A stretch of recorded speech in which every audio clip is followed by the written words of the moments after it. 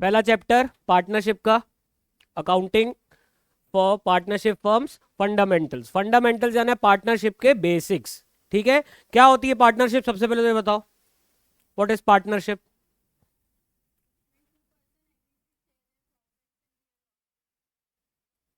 ठीक है ना, ऑफ व्हाट? बिजनेस। जब दो या दो से ज्यादा पर्सन आपस में म्यूचुअली अग्री करके आते हैं कि हम एक बिजनेस करेंगे प्रॉफिट कमाने के लिए। ठीक है, लॉस होगा तो लॉस भी बांटेंगे। समझ में आया कि नहीं? व्हेन टू और मोर देन टू। ठीक है ना। अब मोर देन टू यानी कितना लिमिट रहती है एक, अपन अभी देखेंगे। ठीक है, चलो। पार्टनरशिप गवर्न होता है पार्टनरशिप बिजनेस किससे? पार्टनरशिप एक्ट से। एक कानून बनाया गया द इंडियन पार्टनरशिप एक्ट 1932, जो कहता है कि partnership is the relationship between persons who have agreed to share profits of a business carried on by all और one of them acting for all. इसका मतलब क्या है बेटा?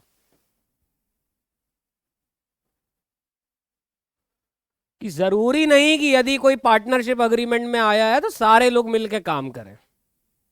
ठीक है, एक दो तीन, ये तीन लोग मिलकर पार्टनरशिप बिजनेस पर आ गए हैं कि चलो जूतों का काम करते हैं, खाने का नहीं, बनाने का या बेचने का। ठीक है ना, खाने के तो अब तक कर ही रहे हो। ठीक है, इसने सिर्फ पैसा लगाया है, ये काम नहीं कर रहा है।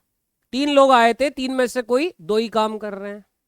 तीन लोग बिजनेस चालू किए हैं, कोई दो ही काम कर रहे हैं, या तो तीनों काम कर रहे हैं, या कोई दो कर रहे हैं, या कोई और एक कर रहा है। ठीक है ना, तो जरूरी नहीं कि यदि कोई पार्टनरशिप बिजनेस में है तो सबका काम करना जरूरी है। अभी फीचर्स पे देख लेंगे अपन लोग। ठीक है, पार्टनरशिप के फीचर्स में पार्टनर्स जब ये अलग अलग हैं किसी, इंडिविजुअली क्या कहलाते हैं? पार्टनर्स। क्या कहलाते हैं? और इनको कलेक्टिवली क्या बोला जाता है? फर्म। क्या बोला जाता है? Firm. They are collectively called as firms. समझ में आया कि नहीं?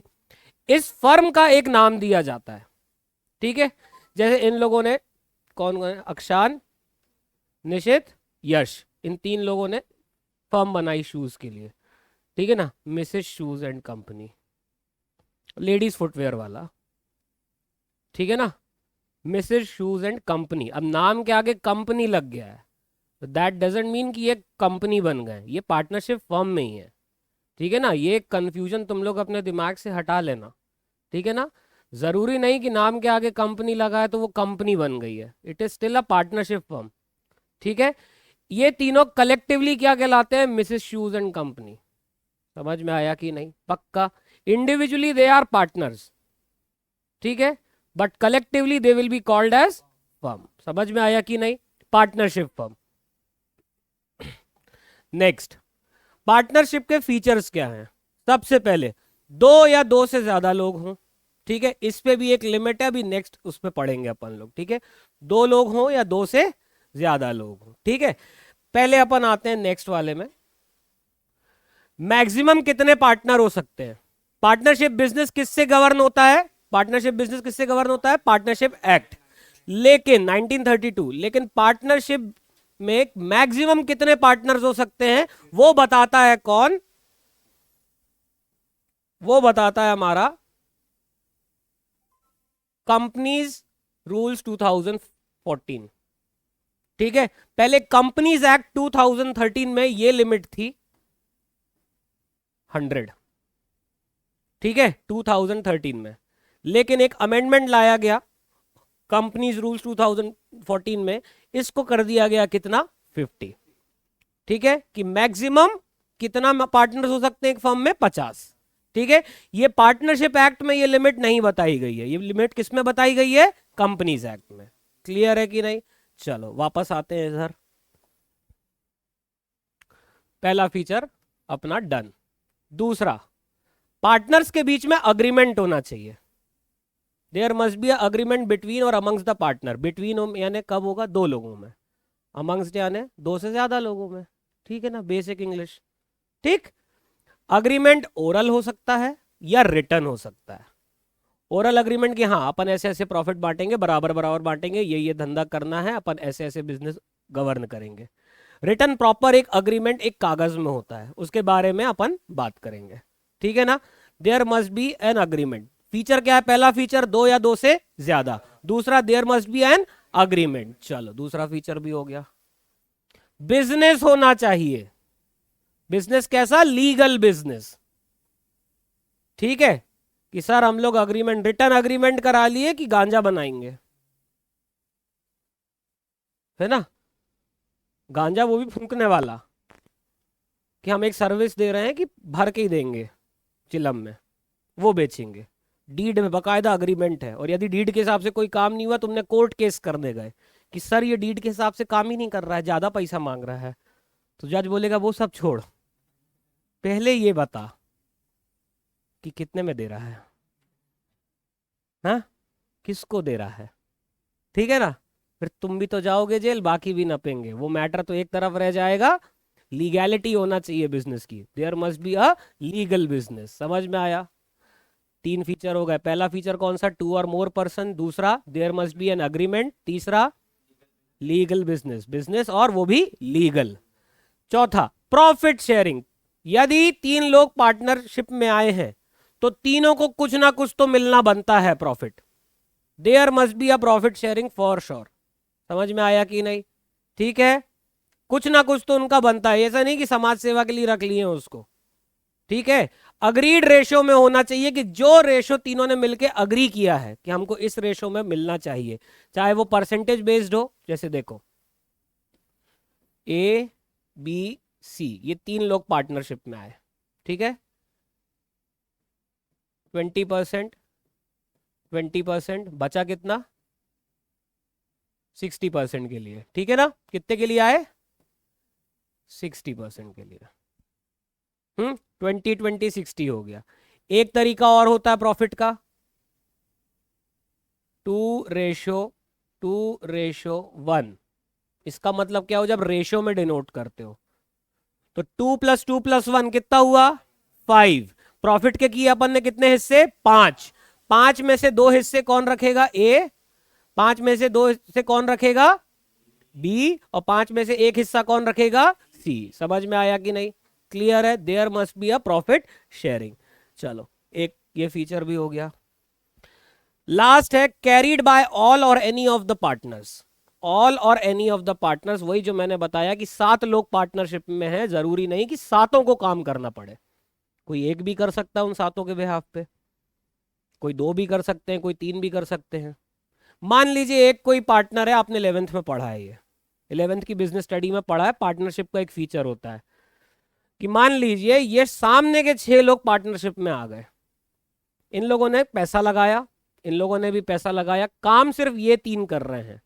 These 3 will be termed as working partners। क्या कहलाएंगे? ये क्या कहलाएंगे? डॉर्मेंट पार्टनर्स, डॉर्मेंट या स्लीपिंग पार्टनर्स। समझ में आया कि नहीं? क्लियर है? डन। चलो तो फीचर्स अपने पूरे हो गए। हाँ, अब नेक्स्ट डिस्क्वालिफिकेशंस। कौन लोग पार्टनर नहीं बन सकते? पहले पगले। पागल मतलब बोल देने से नहीं कि सर इसको हम काम पे नहीं लेंगे, पार्टनर नहीं बनाएंगे। क्यों? सर पागल है, तो बोल देने से नहीं होता, ठीक है ना। जिसको मेंटली अनस्टेबल डिक्लेयर कर दिया गया है कोर्ट के थ्रू कि that person is not mentally fit और he is a person of unsound mind, ठीक है, he will not be admitted as a partner, ठीक है ना, पर्सन ऑफ अनसाउंड माइंड। दूसरा, पर्सन डिस्क्वालिफाइड बाय लॉ, जिसको कानून ने घोषित कर दिया है कि यह फर्जी आदमी है, ठीक है ना, he can not be a partner in a firm. तीसरा, माइनर, माइनर पार्टनर बन सकता है, ठीक है ना, इस पॉइंट को ध्यान रखना, ठीक है। Minor can be a partner but only for profits, वो लॉस उसके हिस्से पे से नहीं कटेगा, ठीक है ना। तो ऐसे आदमी को कौन लेगा जो लॉस में हिस्सा नहीं रह रहा है, प्रॉफिट ही प्रॉफिट दे साले को, हाँ, ठीक है ना। तो माइनर कंप्लीटली डिस्क्वालिफाइड नहीं है, उसके साथ एक कंडीशन आती है कि माइनर को सिर्फ प्रॉफिट का हिस्सा मिलेगा। क्लियर है? डन। 100% पक्का। फीचर्स हो गए पार्टनरशिप के। पार्टनरशिप क्या होता है अपन ने ये भी समझ लिया, ठीक। नेक्स्ट, पार्टनर्स के राइट क्या हैं? What are the rights of a partner? Partners के क्या क्या हक हैं। पहला पहला क्या दिया है इसमें, right to participate in management of business. मान लीजिए ये तीन लोग काम नहीं कर रहे हैं, लेकिन इनके पास राइट है, ये भी मैनेजमेंट का हिस्सा बन सकते हैं। ठीक है ना भाई, कोई परिस्थितियां हैं इनकी, कुछ कंडीशंस हैं ऐसी जो ये लोग काम नहीं कर सकते, लेकिन इनका मन करे तो ये पार्ट ले सकते हैं। दे कैन बी एक्टिव पार्टनर्स। समझ में आया कि नहीं। दूसरा, यदि ये तीन लोग कुछ बिजनेस में करने वाले हैं, कुछ नया एक्सपेंशन या कुछ नए प्रोडक्ट्स लॉन्च करने वाले हैं, तो these partners have the right that they can be consulted.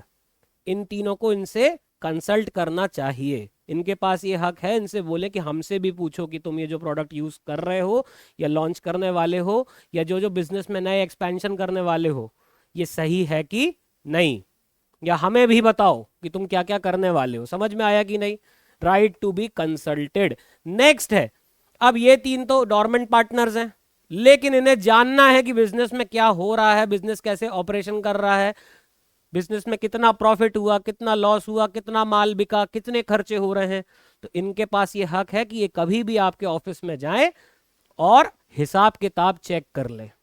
और मान लीजिए ये पूरा हिसाब किताब चेक नहीं कर पा रहे हैं, तो उसकी फोटोकॉपीज करा के ले आए, या डिजिटल फाइल या पेन ड्राइव वगैरह में कहीं पे भी मेल वेल कर करा के इसको अपने पास रख सकते हैं और चेक कर सकते हैं। They have the right to inspect the books of accounts. ठीक है ना। चलो, तीसरा राइट भी हो गया। चौथा, ये तो है ही, मोस्ट इंपॉर्टेंट है ये, कि भाई जो रेशो में बात हुई है उतना तो प्रॉफिट मिलना इनको चाहिए ही चाहिए। फर्म के पास यदि सफिशिएंट प्रॉफिट हुआ है, फर्म ने पर्याप्त प्रॉफिट यदि कमाया है, तो partners have the right to have the profit what has been agreed to them. जितना उनको प्रॉफिट अग्री किया गया है उतना प्रॉफिट तो उनको मिलना ही चाहिए। समझ में आया कि नहीं। पक्का 100% ना। चलो, right to receive interest on loan, इस पॉइंट पे अपन डिस्कशन करेंगे अभी अच्छे से।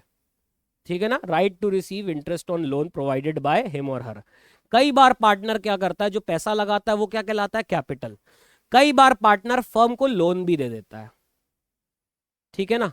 लोन हुआ, बकायदा डीड में था, डीड में था कि तुम जो हमें लोन दे रहे हो उस पर हम तुम्हें 9% से इंटरेस्ट मिलेंगे, देंगे। समझ में आया कि नहीं। अग्री हुआ था, अग्री, बकायदा अग्रीड था, रिटर्न डॉक्यूमेंट था, डीड में था कि यदि कोई भी पार्टनर फर्म को लोन देता है तो उसको ब्याज 9% की दर से मिलेगा। मान लीजिए डीड में कोई पॉइंट है ही नहीं, कोई पॉइंट है ही नहीं डीड में, लेकिन लोन फिर भी पार्टनर ने दिया है। ऐसे केस में क्या होता है, ऐसे केस में आता है उस पार्टनर की रक्षा करने इंडियन पार्टनरशिप एक्ट, जो ये कहता है कि यदि डीड में नहीं लिखा है रेट और यदि पार्टनर ने कोई लोन दिया है तो he is entitled to have interest on loan at 6% per annum. समझ में आया कि नहीं। हाँ, यदि कोई पार्टनर बिजनेस के डिसीजन ले सकता, मैनेजमेंट में पार्ट ले सकता है, तो वो डिसीजन भी ले सकता है। ही और she has full right to take decision in the interest of business. ठीक है। मान लीजिए कोई ऐसा कोई ऐसा प्रोडक्ट है, जैसे ये लोग लेडीज फुटवेयर बनाते हैं, हाँ, और ये लेडी पार्टनर्स भी हैं। ठीक है। तो उस प्रोडक्ट के बारे में इन लोगों को ज्यादा पता होगा, इनके इनसे तो ज्यादा ही पता होगा, है ना। तो उस बिजनेस के बारे में या उस प्रोडक्ट के में क्या एडिशन करना है, क्या चीज हटानी है, क्या और नए इनोवेटिव डिजाइन्स ला सकते हैं, उसके बारे में डिसीजन लेने का इनका पूरा हक है। ठीक है ना, क्योंकि ये मैनेज भी कर रहे हैं। समझ में आया कि नहीं। चलो, हाँ, क्या, ओहो हो, चलो ठीक है।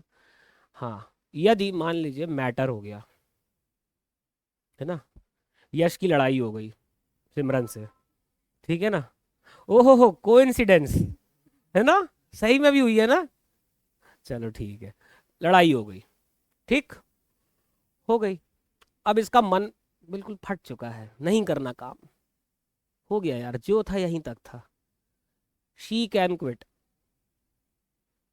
मतलब बिजनेस से, है ना। हाँ हाँ ठीक है ना। बिजनेस छोड़ के बिजनेस से वो रिटायरमेंट ले सकती है, जितना उसने पैसा लगाया था वो इन्वेस्टमेंट उसका पूरा वापस उसको मिल जाएगा, ठीक है ना। The partner has the right to retire from the firm. ठीक, चलो सारे राइट्स हो गए, ठीक है, एक बार देख लो। चलो इसको नोट करवा दे, नोट करोगे?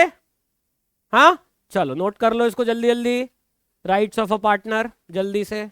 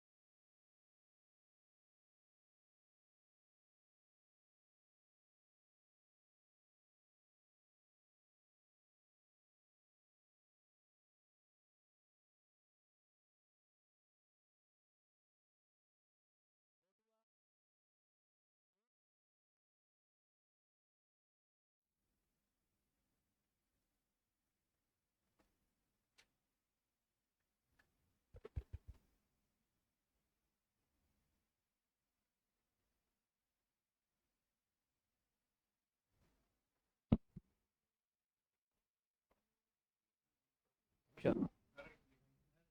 हम्म।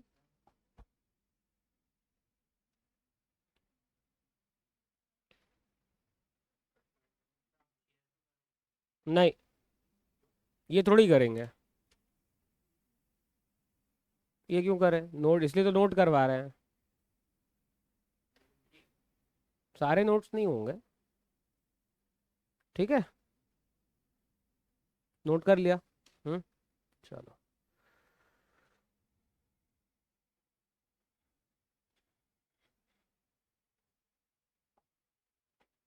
चलो डीड पे बाद में आएंगे, पहले डीड जरूरी क्यों है ये देख लेते हैं, ठीक है। चलो सबसे पहले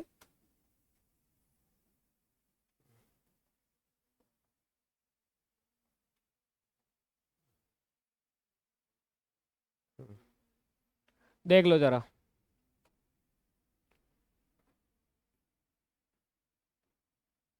राम श्याम पार्टनर्स थे, ठीक है ना। इन्होंने वर्बली डिसाइड कर लिया that we will share profits and losses in 30% ratio 70%, ठीक है ना, कि जितना भी प्रॉफिट होगा उसमें 30% राम का, 70% श्याम का, ठीक है। अब जब इन लोग बिजनेस करना चालू किए, इन्होंने बिजनेस साल भर का हिसाब किताब किया, तो बिजनेस का प्रॉफिट हुआ 1 लाख। कितना हुआ बेटा? 1 लाख। इस 1 लाख में राम का बनता कितना था? 30,000। श्याम का कितना बनता था? 70,000। अब श्याम अपना हिस्सा लेने आया। जब राम हिस्सा बांटना शुरू किया तो श्याम को दिया कितना? सिर्फ 40,000। श्याम ने बोला कि अपनी तो बात हुई थी 30-70 की, 70 मेरा 30 तेरा। राम ने बोला कहाँ हुई थी? बोले हुई थी। बोले कहाँ हुई थी? बोले यहाँ हुई थी। बोले यहाँ कहाँ? बोले बस इसी जगह पे। बोले कितने की बात हुई थी? बोला 30-70 की। बोले नहीं याद है। 60-40 की हुई थी, 60 मेरा 40 तेरा, 40 मैंने दे दिया। बोले नहीं भाई 30-70 की हुई थी। बोले नहीं नहीं हुई है, कहाँ लिखा है? उसने बोला कहीं नहीं लिखा है। बोले बस जो चीज लिखी नहीं है हम क्यों दें तुमको। तो ओरल अग्रीमेंट में यही दिक्कत होती है, समझ में आया कि नहीं? कि आप आपके पास डिस्प्यूट सेटल करने का कोई एविडेंस ही नहीं है, सिर्फ ओरली आपने ये डिसाइड कर लिया कि हम 30-70 में बांटेंगे। इसीलिए पार्टनरशिप एक्ट कहता है कि यदि कोई बिजनेस पार्टनरशिप का चल रहा है बिना डीड के, तो प्रॉफिट्स हमेशा कैसे बटेंगे? इक्वली। प्रॉफिट्स कैसे बटेंगे? इक्वली। और इस रेशो के अलावा 1:1 या 50-50 मत बोलना। यदि 3 पार्टनर हुए तो 50-50 कहां बट पाएगा? है ना, इक्वली बोलना हमेशा। 2 पार्टनर में 50-50 होता है, 3 पार्टनर में कैसे होगा? नहीं होगा ना। इसलिए आप क्या बोलोगे? इक्वली। यदि डीड एब्सेंट है, किसी पार्टनरशिप बिजनेस में डीड नहीं है, तो प्रॉफिट्स एंड लॉसेस हमेशा कैसे बटेंगे? इक्वली। यदि कोई और रेशियो में आपको बांटना है तो फिर डीड पे जाना जरूरी है, ठीक है ना। इसीलिए, और डीड वैसे भी होना चाहिए। क्यों होना चाहिए? क्योंकि डीड्स आपकी डिस्प्यूट सेटलमेंट में काम आती हैं, ठीक है। डीड या अग्रीमेंट वो कागज है जो बताता है कि बिजनेस को मॉनिटर कैसे करना है, बिजनेस को फंक्शन कैसे करना है, और वो बहुत इंपॉर्टेंट डॉक्यूमेंट है, ठीक है। भाई आप जिस घर में रह रहे हो वो घर आपका है, इसका सबूत क्या है? उस घर के कागज ना, वो किसके नाम है? वो जमीन जिस पे घर बना है वो आपके नाम है, ये सारे एविडेंस है ना। वैसे ये फर्म में आपका हिस्सा है, कितना हिस्सा है इसका भी एक एविडेंस होना चाहिए, और वो एविडेंस क्या है? Partnership deed. समझ में आया कि नहीं? चलो, अब पार्टनरशिप डीड में होता क्या क्या, क्योंकि इस पार्टनरशिप डीड से रिलेटेड बहुत सारे क्वेश्चंस है, प्रैक्टिकल क्वेश्चंस, जो अपन आगे अभी देखने वाले हैं, जिसमें जर्नल एंट्री और बहुत सब कुछ आपको करना रहेगा, ठीक है ना। चलो, पार्टनरशिप डीड क्या है समझ में आ गया। रिटर्न अग्रीमेंट, बकायदा रिटर्न एंड रजिस्टर्ड अग्रीमेंट, ठीक है। अग्रीमेंट दोनों तरीके के हो सकते हैं। अग्रीमेंट होना चाहिए, बिजनेस का एक फीचर है, आइदर ओरल होना चाहिए या रिटर्न होना चाहिए। और रिटर्न यदि अग्रीमेंट है तो वो क्या कहलाता है? Partnership deed. अब पार्टनरशिप डीड के फीचर्स क्या होते हैं? सबसे पहला, पार्टनर फीचर्स तो छोड़ो, मतलब पार्टनरशिप डीड के अंदर क्या होता है, मसाला, जो पॉइंट्स हैं उनको क्या कहते हैं? क्लॉजेस, क्या कहते हैं? क्लॉजेस। सबसे पहले पार्टनर का डिस्क्रिप्शन,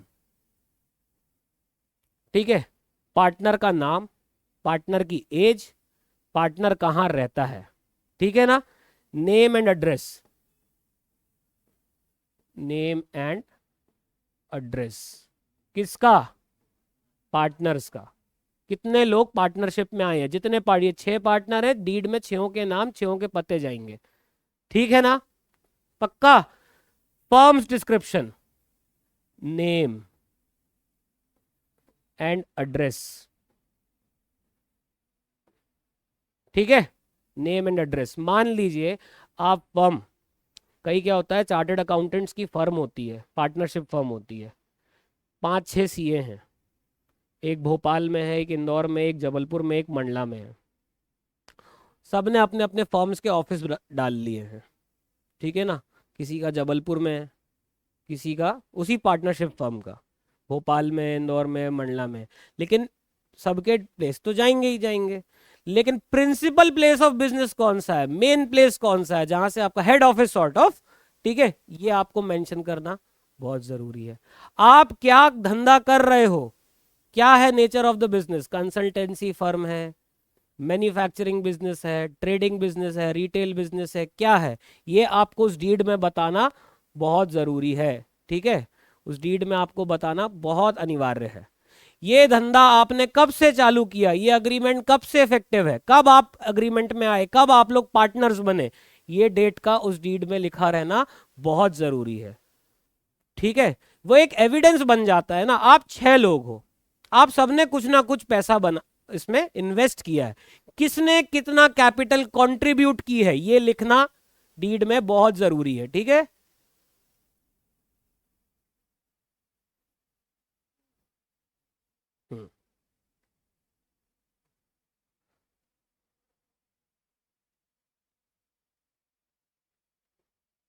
चलो, नेक्स्ट है इंटरेस्ट ऑन कैपिटल। यदि कोई पार्टनर को कैपिटल पे इंटरेस्ट चाहिए, ठीक है ना, कि मैं अपना पैसा इन्वेस्ट कर रहा हूं इस बिजनेस में, यदि मैं यहां ना करा होता तो बैंक में एफडी कर दिया होता, है ना, उसमें कुछ ना कुछ तो ब्याज मेरे को मिलता, ठीक है। तो कितना इंटरेस्ट मिलना चाहिए, यदि आपको इंटरेस्ट चाहिए तो उसको पार्टनरशिप डीड में मेंशन करना बहुत जरूरी है, that partners in a firm need interest on capital. ये बताना पड़ेगा, लिखना पड़ेगा कि partners will be provided interest on capital at the rate 12%, 10% as the rate may be agreed. लेकिन जो रेट अग्री करे हो फिर उसी रेट पे देना पड़ेगा, कम नहीं ज्यादा नहीं, ठीक है। रेट ऑफ इंटरेस्ट देना पड़ेगा, समझ, इसमें ऐसा नहीं है कि सर डीड में नहीं लिखा तो 6% ले लें क्या, नहीं, वो सिर्फ लोन पर है, ठीक है ना, वो सिर्फ लोन पर है। हाँ, नेक्स्ट, प्रॉफिट शेयरिंग रेशियो, सबसे मेन आइटम, सबसे मुख्य आइटम। कैपिटल जो लगाई सो लगाई, प्रॉफिट कैसे बांटेंगे, धंधा पार्टनरशिप की बिजनेस में डेफिनेशन में ही अपन ने देख लिया कि क्यों कर रहे हैं अपन पार्टनरशिप, प्रॉफिट कमाने के लिए।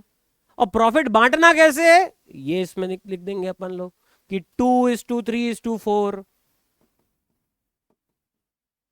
और 1:1:1 और 2:2:1, ये सब आपको लिखना पड़ेगा, मेंशन करना पड़ेगा। क्लियर है? हाँ, ये हो गया। Interest on loan, interest on loan along with rate of interest. यदि कोई पार्टनर बिजनेस को लोन देता है तो किस रेट से उसको उस पे इंटरेस्ट मिलेगा, नहीं लिखा है तो कितने पे मिलेगा, 6% पे, ठीक है ना। और यदि आपको इससे ज्यादा इंटरेस्ट चाहिए तो वो आपको वो रेट यहां पे मेंशन करना पड़ेगा। क्लियर है? 100%। चलो, नेक्स्ट क्या है, रेमुनरेशन टू पार्टनर। रेमुनरेशन यानी कुछ पार्टनर्स, कई बार जैसे मान लीजिए ये 6 लोग पार्टनरशिप बिजनेस में आए, ठीक है, 6 लोग अपन काम करते हैं, प्रॉफिट करेंगे, कमाएंगे साथ में, प्रॉफिट तो मिलेगा, लेकिन क्या है, ये 3 और ये 2 काम नहीं कर रहे हैं, इन दोनों का पार्टिसिपेशन कम है, इसका पार्टनर पार्टिसिपेशन ज्यादा है, ये थोड़ा सा एक्स्ट्रा काम करता है, तो इसको प्रॉफिट तो मिलेगा, लेकिन ये चाह रहा है कि यार मैं तुम लोगों से तो 100 गुना ज्यादा मेहनत कर रहा हूं, इनसे तो ये तो कर ही नहीं रहे हैं, इन लोगों से भी काफी ज्यादा मेहनत कर रहा हूं, तो मुझे कुछ एक्स्ट्रा पैसा मिलना चाहिए in terms of salary, salary के तौर पे मिलना चाहिए। ठीक है, तो कितनी सैलरी मिलना चाहिए या किस रेशियो से वो सैलरी बढ़ेगी साल दर साल, ये सब आपको रेमुनरेशन वाले पॉइंट पे डालना पड़ेगा। ठीक है, इस पॉइंट पे अपन डिस्कशन अलग से करेंगे कि फर्म की गुडविल की वैल्यू कैसे निकालते हैं। चैप्टर नंबर 2 बताया था ना कल की क्लास में कि अलग से एक चैप्टर है इसका, किस मेथड से वैल्यू गुडविल करेंगे और कब कब गुडविल की वैल्यू निकालनी पड़ती है, ये अपन आगे पढ़ेंगे क्यों निकालनी पड़ती है। ठीक है ना, चलो वैल्यूएशन ऑफ एसेट्स, ये भी अपन नेक्स्ट चैप्टर से पढ़ने वाले हैं कि एसेट्स की वैल्यू कैसे निकलेगी। ठीक है ना, वैल्यूएशन ऑफ एसेट्स। नेक्स्ट आते हैं अकाउंटिंग पीरियड।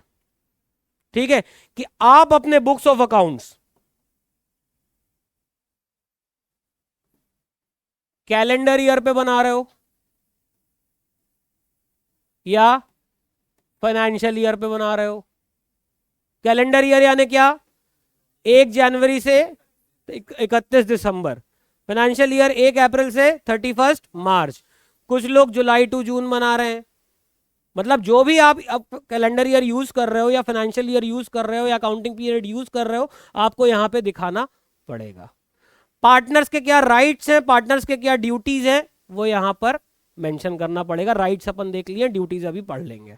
ठीक है ना, नेक्स्ट ये भी बहुत इंपॉर्टेंट है, बैंक अकाउंट ऑपरेशन। मान लीजिए 6 लोग पार्टनर्स हैं, बैंक से यदि पैसा निकालना है या किसी को चेक देना है तो साइन कौन कौन कर सकता है उस डॉक्यूमेंट पे। मान लीजिए बैंक अकाउंट ऑपरेशन में सिर्फ इन 2 लोगों का नाम है इन 6 में से सिर्फ 2 लोगों, तो चेक में साइन या बैंक में पैसा ट्रांसफर करने का राइट सिर्फ किनके पास है, इनके पास। बैंक से पैसा निकालने का राइट किसके पास है, इनके पास। ठीक है, यही चीज आपको बैंक में भी बतानी पड़ेगी कि किन किन के साइन लग सकते हैं। जरूरी नहीं कि ये पार्टनर्स हैं तो बैंक अकाउंट ऑपरेट करने का राइट भी इनके पास आ जाएगा, हो सकता है फर्म का अकाउंट सिर्फ ये लोग ऑपरेट करें। ठीक है, क्लियर है। और यदि कोई मैटर हो गया तो उसको सुलझाएंगे कैसे, ये भी डीड में देना बहुत जरूरी है। क्लियर है, पक्का 100%। तो पार्टनरशिप डीड समझ में आ गई ना, कंटेंट्स क्या क्या हैं। एक बार आपके पास जो बुक्स हैं उसमें इनकी डिटेल डिस्क्रिप्शन देख लेना, वैसे तो जरूरत नहीं है, अपन ने देख लिया है। नोट कर लो एक बार इसको सारे पॉइंट्स, चलो जल्दी से।